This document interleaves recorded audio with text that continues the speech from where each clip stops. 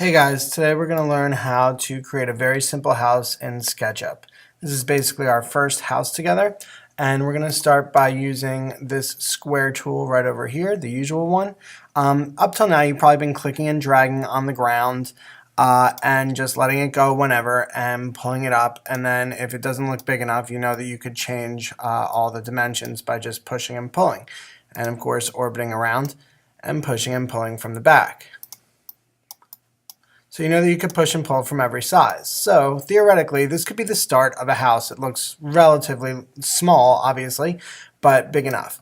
It's also important to mention that I'm going directly to my guy. You could see that I started a new project because it's empty, but you don't have to do that. You do have to start at your person because we're going to be using him for scale.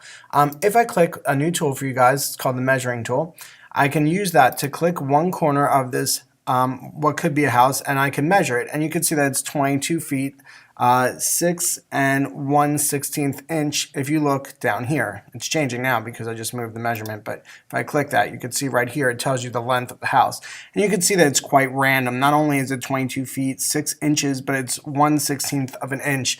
So I know that obviously the person who made this, and who was me, just randomly made a square. We're going to do things a little bit differently when we're making houses, and, as opposed to when we made sculptures.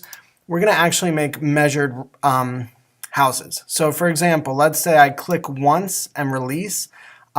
Before I pull out my mouse, when I do that, it makes a clear extend, like right now I'm moving my mouse without my finger on the button, and it's making a clear extendable area. And by extendable, I mean if I move the mouse, it extends. It is not filled in gray.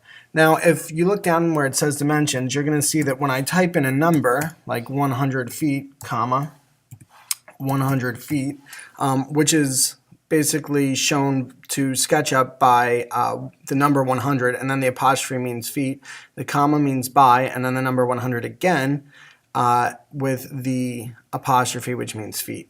The reason that we're putting in all that punctuation is basically so that SketchUp knows what we're talking about. It doesn't know whether we want to measure in inches or feet or miles or cats or dogs or umbrellas. So this way it'll do exactly the way we want. So we click once, let it open so that it's clear, and then release the mouse entirely and type in our dimensions. I'm going to add completely new dimensions this time and make it 50 foot by 75 feet, and you can see how I did it in the bottom corner. Now before I touch the mouse again, I'm going to press return, and that's going to lock that dimension into position. So this is a fairly decent sized house for this person. It definitely could have many rooms.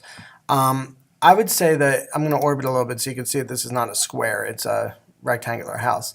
I would say that you want to have some variations in size, but you don't want to go crazy large and you don't want to go crazy small. So my next step is to push-pull this into 3D.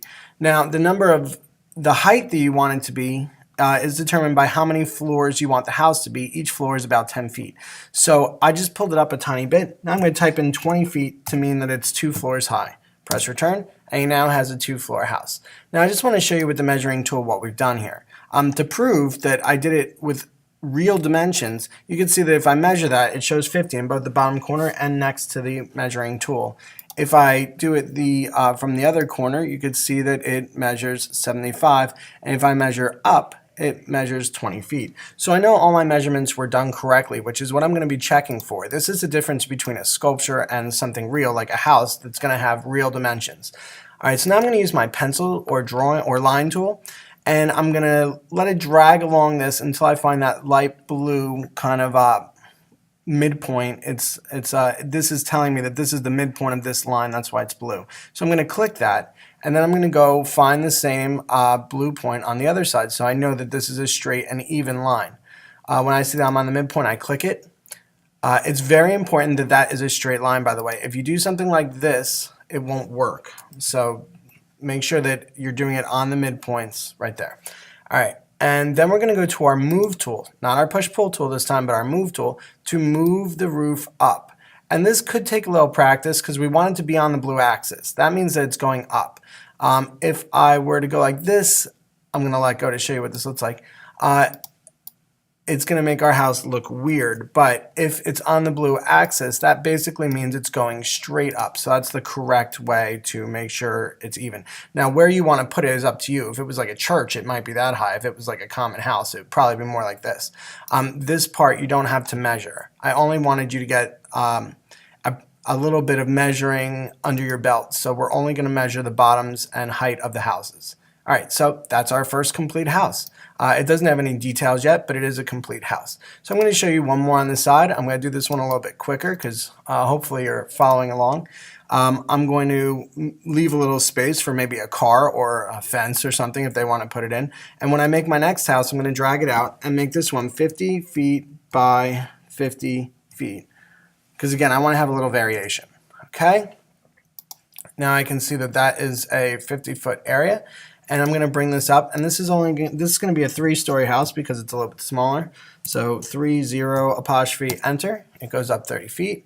And again, I'm going to take the pencil tool, but this time I'm actually going to do it a little bit differently. Instead of searching the midpoints, I want to make a different kind of roof. So I'm going to click the corners, and I'm going to click corner to corner opposing sides.